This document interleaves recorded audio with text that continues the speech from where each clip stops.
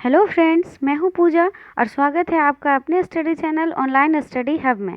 हम लोग पढ़ रहे हैं बीएड सेकेंड ईयर की book creating an inclusive school.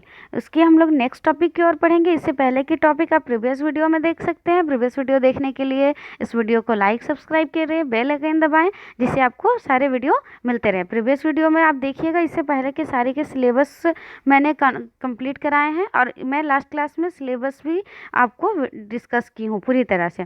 तो उस सिलेबस का ही हम लोग नेक्स्ट टॉपिक पढ़ रहे हैं, जो कि मेडिकल कंसेप्ट है। और उसके बाद नेक्स्ट टॉपिक हम लोग पढ़ेंगे नेशनल पॉलिसी ऑन एजुकेशन 1986।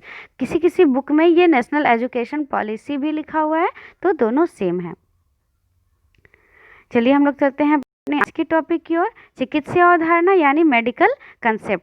लंबे समय से अस्वस्थ, श्रवण क्षति, नेत्र क्षति तथा बहुल विकलांग आदि शरीर से संबंधित आवश्यकता बालक को सामान्य बालकों से शारीरिक रूप से भिन्न बनाती है।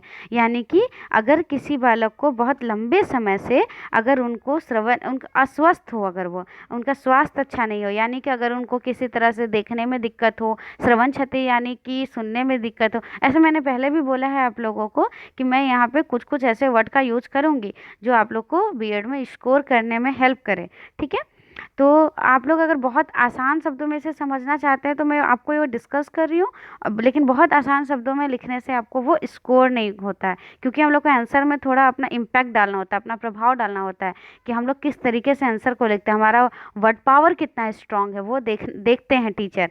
इसलिए हम लोग को इन सारे शब्दों का प्रयोग करना पड़ेगा। ठीक है, तथा बहुल विकलांग, अगर नेत्र में किसी तरह से प्रॉब्लम हो, सुनने में किसी तरह से प्रॉब्लम हो, तथा बहुल विकलांग यानी किसी भी तरह से अगर दो तीन तरह से अगर वो उनका इंजरी हो, ठीक है, उनको किसी भी तरह से प्रॉब्लम हो, तो उनको क्या बोलते हैं, शारीरिक रूप से भिन्न बनाती है सामान्य बालकों से। उनको सामान्य बालकों से शारीरिक रूप से भिन्न बनाती है।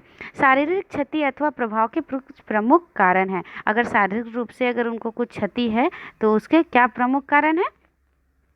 जन्म पूर्व क्षति, अगर बच्चा जब गर्भ में हो और उनको उसके बाद अगर माँ को किसी की तरह प्रॉब्लम हो तो उससे बालक को इम्पैक्ट पड़ता है।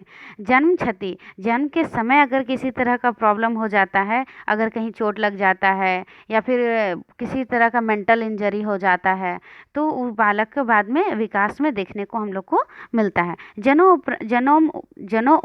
जन्मोपरांत चोट, पोस्टनेटल इंजरी, यानी कि जन्म के बाद का कोई चोट, अगर जन्म के बाद बच्चों को चोट लग जाता है तो वैसे इंजरी को बोलते हैं जन्मोपरांत चोट, पोस्टनेटल इंजरी।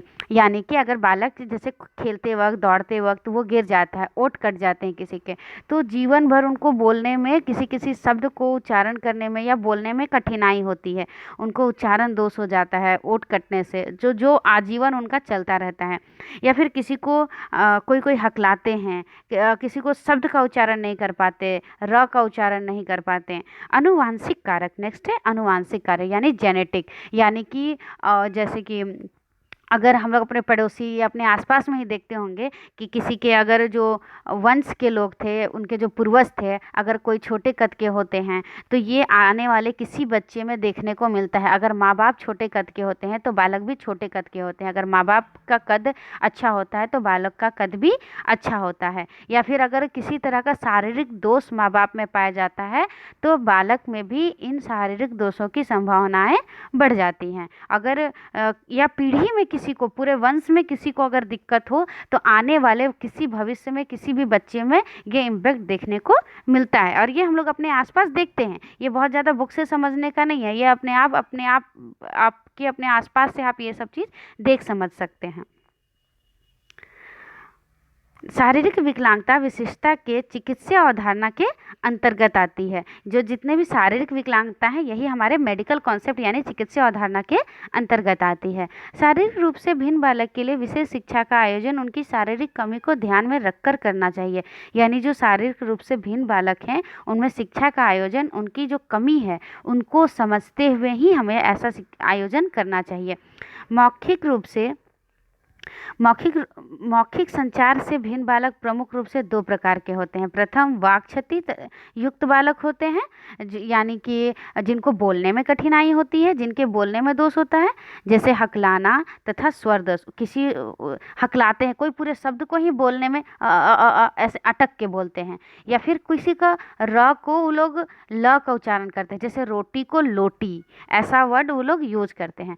द्वितीय भाषा विकलांग बालक जो उस भाषा को नहीं जानते व उनके वातावरण तथा विद्यालय में बोली जा रही है। बहुत ऐसे बालक होते हैं जो उस भाषा से परिचित ही नहीं होते, जो विद्यालय की तरफ बोली जाती है। हम लोग बहुत बार देखते होंगे कि बहुत सारे ऐसे बच्चे हैं जो हम लोग की तरह भाषा बोलने की कोशिश तो करते हैं, या ये विद्यालय के सारे बच्चों की तरह भाषा की बोलने की कोशिश तो करते हैं, पर बोलते हुए बहुत सारे वो लोग शब्द, बहुत सारे सेंटेंस अपने घर परिवार का बोल देते हैं। तो वो लोग उस भाषा से परिचित नहीं होते, जो विद्यालय का भाषा होता है उससे वो परिचित नहीं होते। और इन बालकों की प्रमुख समस्या होती है अपने विचारों को दूसरों तक पहुंचा पाना। इनका प्रतिफल निम्नलिखित दोषों का पैदा होना है। क्या कारण से इनका, क्यों ये जो उनको जो ये भाषा दोष होता है, शब्द का उच्चारण होता है, हकलाना होता है, वो सब क्यों होता है, ये हम लोग आगे पढ़ेंगे। अभी देखते हैं कि उनको उससे उनको खास इम्पैक्ट क्या पड़ता है, कि वो अपना जो मन का बात होता है वो अपने विचार को दूसरे तक नहीं पहुंचा पाते, क्योंकि वो उस भाषा को बोल नहीं पाते जो सामने वाला समझता है। तो इस कारण से वो चुप रहते हैं। ज़्यादातर ऐसे बालकों को हम लोग देखेंगे कि वो चुप रहते हैं, ज़्यादा बोलते नहीं हैं। जैसे कि इसका क्या क्या कारण है, जो उनका हकलाना है, ये सब उनका क्या कारण है, उनका पिछड़ापन होना। वो पीछे रह जाते हैं, जो बाकी के बालकों हैं उनसे वो पीछे रह जाते हैं, तो बहुत ज़्यादा वो अपने आप को अच्छा वहाँ पे कॉन्फिडेंस फील नहीं करते और अपने बातों को बोल नहीं पाते, क्योंकि उन हकलाते हैं, उनको भाषा का दोष होता है, वो उनका जो उच्चारण होता है उसमें हम लोग को भिन्नता पाई जाती है। ये सब कारण है उनके बिछड़ेपन होने का। सीखने में मंद गति, अगर उनकी गति जो है सीखने की वो मंद है, वो धीमा है। समय भग्नाशा अनुभव होना, संवेगात्मक रूप से अव्यवस्थित और व्यक्तित्व का विकृत। संवेगात्मक रूप से हम लोग पिछले क्लास में भी डिस्कस किए थे कि अगर संवेगात्मक रूप से अव्यवस्थित हो गए, कि अगर वो उनका संवेग में खुद का नियंत्रण ना हो, वो हट्टी जिद्दी स्वभाव के होते हैं, चीज़ों को समझने की कोशिश नहीं करते, तब भी उन लोग को ये सब प्रॉब्लम होता है। व्यक्तित्व का विकृत होना, अगर उनका जो व्यक्तित्व है उनमें किसी तरह का अगर विकृति पाई जाती हो तो।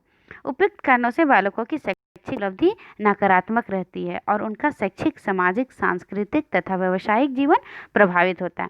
इससे क्या होता है, उनकी जो उपलब्धि होती है, शैक्षिक उपलब्धि नकारात्मक हो जाती है, क्योंकि उनको बोलने में कठिनाई है, अपने विचार को रखने में कठिनाई है। अगर अपने विचार को वो नहीं रख पाते, यानी विद्यालय में वो पूरी तरह से ध्यान नहीं दे पाएंगे, वो सुने और एक कान से उड़ाओ ऐसा वाला उनका हो जाता होगा, क्योंकि वो सुन के समझते नहीं होंगे बहुत सारे, क्योंकि शिक्षक का वही भाषा होता है जो सारे बच्चों के लिए होता है। तो जो पिछड़े बालक होते हैं उन लोग को क्या होता है, वो भाषा को समझने में कठिनाई होती है। उनका सामाजिक जीवन भी इससे प्रभावित होता है, सांस्कृतिक जीवन भी प्रभावित होता है। अब सांस्कृतिक में भी बताई थी मैं कि बच्चे जिस परिवार से बिलोंग करते हैं वहाँ की संस्कृति के को भी वो नहीं जान पाते, यही है सांस्कृतिक दोष। तो वो संस्कृति के साथ भी उनका प्रभाव पड़ता है, व्यावसायिक जीवन में भी प्रभाव पड़ता है। अतः ऐसे बालकों के लिए विशेष चिकित्सा कार्यक्रमों की व्यवस्था होनी चाहिए, जिससे उनका जीवन में कुछ अच्छा प्रभाव पड़े। उस विशेष चिकित्सा कार्यक्रम होने चाहिए। नेशनल एजुकेशन पॉलिसी हमारा नेक्स्ट टॉपिक है, ये नेशनल एजुकेशन पॉलिसी 1986, राष्ट्रीय शिक्षा नीति। स्वतंत्र भारत में शिक्षा के समग्र रूप पर विचार कोठारी आयोग 1964-66 ने किया। हम लोग कोठारी आयोग के बारे में बीएड पार्ट 1 में पढ़ चुके हैं, अगर नहीं भी पढ़े हैं तो आप लोग एक बार जरूर पढ़ें। वहाँ पे इसके बारे में पूरा अच्छे से किया हुआ। 1986 एनपी 1986 भी है वहाँ पर, बट थोड़ा है, उसके प्रभाव के बारे में हम लोग को सेकेंड ईयर में भी पढ़ना है। स्वतंत्र भारत में शिक्षा के समग्र रूप पर विचार कोठारी आयोग 1964-66 ने किया। क्या कि सबसे पहले शिक्षा का जो विचार आया वो कहाँ पे आया, कोठारी आयोग में आया, जिसके आधार पर जुलाई सन 1968 में सर्वप्रथम भारत के राष्ट्रीय शिक्षा नीति की घोषणा की गई। कब? जुलाई 1968 में राष्ट्रीय शिक्षा नीति की घोषणा की गई, किंतु शिक्षा नीति के प्रस्ताव में प्रावधानों को पूर्ण रूप से लागू नहीं किया जा सका। मतलब जितना भी प्रावधान हुआ था उसको शिक्षा नीति के प्रस्ताव में लागू नहीं किया जा सका। इसके बाद में वर्तमान शिक्षा व्यवस्था का विश्लेषण तथा समीक्षा कर सुझाव दिए गए। क्या हुआ, जो उसके बाद क्या हुआ था, 1968 में जब शिक्षा नीति बनी तो उसके बाद कुछ समय साल बीत गए। जब 1986 की जब नीति बनने लगी तो इतने साल बीत गए, तो उसमें क्या हुआ, जो उस समय की जो शिक्षा नीति चल रही थी, वर्तमान समय की जो शिक्षा व्यवस्था थी, उसको विश्लेषण किया गया और समीक्षा कर सुझाव दिया गया। ठीक है। केंद्र सरकार ने सुझाव के आधार पर एक नई शिक्षा नीति तैयार की और संसद के बजट अधिवेशन 1986 में प्रस्तुत किया। एक ये सब जो जितना भी सुझाव मिला था उस सब के आधार पर एक नई शिक्षा नीति बनी। संसद प्रस्तुत करने के बाद इसे मई 1986 में पास किया गया और यही क्या है, राष्ट्रीय शिक्षा नीति 1986। शिक्षा नीति की घोषणा के कुछ माह बाद इसकी कार्य योजना नामक दस्तावेज प्रकाशित किया गया और यह भारत की एक ऐसी पहली राष्ट्रीय शिक्षा नीति है जिसमें शारीरिक व मानसिक बाधित व्यक्तियों के लिए योजना प्रस्तुत की और साथ ही उनके लिए पर्याप्त संसाधन जुटाए। ये क्या है, भारत की पहली ऐसी राष्ट्रीय शिक्षा नीति है जो बालक के जो शारीरिक रूप से व मानसिक रूप से जो बाधित व्यक्तियों हैं उनके लिए योजना प्रस्तुत की गई और साथ ही उनके लिए पर्याप्त संसाधन भी जुटाए गए। राष्ट्रीय शिक्षा नीति 1986 के लक्ष्य। ऐसे राष्ट्रीय शिक्षा नीति के तो प्रावधान है, प्रावधान में टोटल 12 प्रावधान है। 12 प्रावधान अगर आप पढ़ते हैं तो सही है, ऐसे बीएड में बहुत ज़्यादा इसका आगे नहीं पढ़ना है, लेकिन अगर आप पढ़ लेते हैं तो सही है। अगर आप बोलिएगा तो मैं इसे भी जो 12 प्रावधान है वो भी मैं यहाँ पे डिस्कस करूँगी। तो अगर आपको 12 प्रावधान पढ़ना है तो आप कमेंट बॉक्स में कमेंट करें, जिससे मैं आपको वो सारा कुछ प्रोवाइड करवाऊँगी। ठीक है। इस शिक्षा के अभी हम लोग उसके लक्ष्य पढ़ते हैं। इस नीति का मुख्य उद्देश्य था सबके जीवन में समन्वय लाना, बाधितों को सामान्य विकास हेतु अवसर देना। मतलब उनको क्या था कि उनको समान विकास के लिए मतलब जो पिछड़े हुए बालक हैं, उन जो शारीरिक रूप से मानसिक रूप से पिछड़े हुए बालक हैं, उन लोगों को भी सामान्य विकास देना और उनको प्रॉपर उनको हमें हर समय अवसर प्रदान करना जिससे उनका विकास होता रहे तथा उनमें साहस व आत्मविश्वास की वृद्धि करना ही राष्ट्रीय शिक्षा नीति का मुख्य लक्ष्य था। इस लक्ष्य की प्राप्ति हेतु निम्न कार्य। इस लक्ष्य को प्राप्त करने के लिए हम लोग क्या क्या कार्य कर सकते हैं, तो निम्न कार्य हैं। पूर्ण रूप से यह प्रयत्न करना चाहिए कि सामान्य बाधित तथा गंभीर रूप से बाधित बालक को सामान्य बालकों को एक साथ शिक्षा प्रदान की जाए। मतलब जो हम लोग को ये पूरे रूप से यह प्रयत्न करना चाहिए कि जो किसी भी तरह से बाधित बालक हैं तो उनको सामान्य बालकों के साथ एक साथ शिक्षा प्रदान करना चाहिए। विशिष्ट बालकों की शिक्षा व्यवस्था के साथ साथ उनके लिए आवास की सुविधा भी दी जाए तथा जहाँ तक संभव हो यह सुविधा निःशुल्क दी जाए। क्या होता है कि विशेष शिक्षा की व्यवस्था के साथ साथ उनके लिए आवास, मतलब उनको जैसे स्कॉलर होते हैं, डिस्कॉलर होते हैं, तो उनको स्कूल में ही रह के उनको आवास मिले ताकि जो बहुत दूर से आ रहे हैं बच्चे हों, जिनके आसपास विद्यालय ना हो, उन लोगों को भी सुविधा हो सके तथा जहाँ तक संभव यह सुविधा निःशुल्क दिया जाए। क्योंकि वो उनको किसी तरह की कमी है तो कमी से उनको कोई इम्पैक्ट ना पड़े, कोई उनका प्रभाव ना हो, उनको कुछ डिसइम्पैक्ट ना पड़े, खराब प्रभाव ना पड़े, इसलिए उनको यह सुविधा निःशुल्क दी जाए। तो क्या होगा, हमारा जो राष्ट्रीय शिक्षा नीति का जो लक्ष्य है वो पूरा हो पाएगा। बाधित बालकों को व्यावसायिक प्रशिक्षण प्रदान करने की व्यवस्था भी इन संस्थाओं में की जानी चाहिए। यानी कि बाधित जो बालक होते हैं उनको व्यावसायिक शिक्षा प्रदान इसलिए करना चाहिए क्योंकि जो बाधित बालक हैं वो अपना जीवन में अपने जैसे शिक्षा अगर ग्रहण करते हैं तो उसका कुछ लक्ष्य है, तो उससे क्या होता है कि बालक अपने पैरों पे खड़ा हो सके, अपने जीविकोपार्जन के लिए, अपना लाइवलीहुड के लिए वो कुछ अर्न कर सके। तो उनको ऐसे व्यवसाय की भी शिक्षा देने चाहिए जिससे वो थोड़ा भी मेहनत करके कुछ पैसे भी अपने लिए वो अर्न कर सके। ठीक है। नेक्स्ट है अध्यापकों के प्रशिक्षण कार्यक्रमों का विकास करना, विशेषतया प्राथमिक कक्षाओं के अध्यापकों को ऐसा प्रशिक्षण देना जिससे वे विशिष्ट बालकों की विशिष्ट कठिनाइयों का समाधान खोजकर उन्हें कर सकें। क्योंकि जैसे हम लोग के घर का एक जो हम लोग का फाउंडेशन होता है घर का, वो जैसे स्ट्रांग होना चाहिए, उसी तरह प्राथमिक विद्यालय के जो बच्चे हैं वो उनका शिक्षा के जीवन में वो फाउंडेशन है। अगर वो कमज़ोर पड़ जाता है तो आगे भी उनका, बहुत लोग तो बच्चे इसको विद्यालय छोड़ देते हैं और बहुत सारे लोगों को शिक्षा ग्रहण करने में बहुत कठिनाई होती है। इसलिए यहाँ पे बोला गया है कि जो प्राथमिक कक्षा के जो शिक्षक हैं उनको प्रशिक्षण देना चाहिए इस तरीक़ा से कि वो विशिष्ट बालकों को जिस भी तरह की ज़रूरत है उसको वो सहायता प्रदान करे, उसको पहचान कर, जिससे उनको मतलब बचपन से ही प्राइमरी क्लासेस से ही वो सुविधा मिले, जिससे वो अच्छे से शिक्षा ग्रहण कर सके। और अगर बेसिक उनका मजबूत होगा, स्ट्रांग होगा, तो आगे जाके भी उनको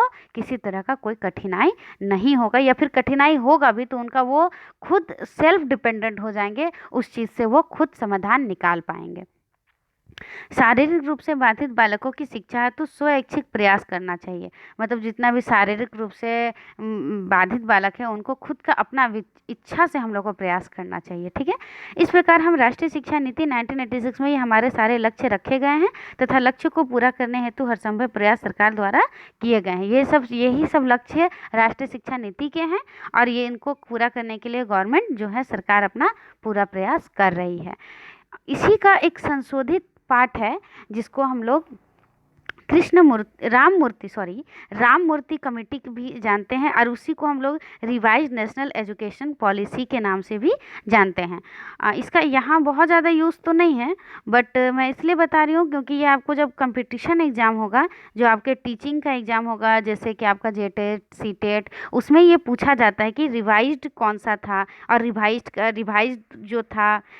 कमेटी था उसका नाम क्या था। तो एनपी का ही एक रिवाइज्ड कमेटी है, राम मूर्ति कमेटी। इसी को मतलब इसमें किया गया कि क्या क्या काम करने चाहिए और इस काम को कैसे क्रियान्वयन किया जाए, इस काम का देखभाल के लिए राम मूर्ति कमेटी बनाया गया था। तो इसी का एक रिवाइज्ड है जिसको revise national education policy act भी 1992 भी बोला जाता है। ठीक है, तो चलिए आज का टॉपिक हमारा यहीं ख़त्म होता है। अगर आपको मैं जो 12 प्रावधान बताई हूँ अगर उसको जानना है तो आप मुझे कमेंट बॉक्स में कमेंट करें, जिससे मैं वो 12 ही प्रावधान को एक बार डिस्कस कर दूँगी। और ये आपको ये हेल्प करेगा सारे पढ़ाई के लिए, कंपटीशन एग्ज़ाम के लिए। तो प्लीज़ इसे लाइक, सब्सक्राइब एंड शेयर करें। बेल आइकन दबाना ना भूलें।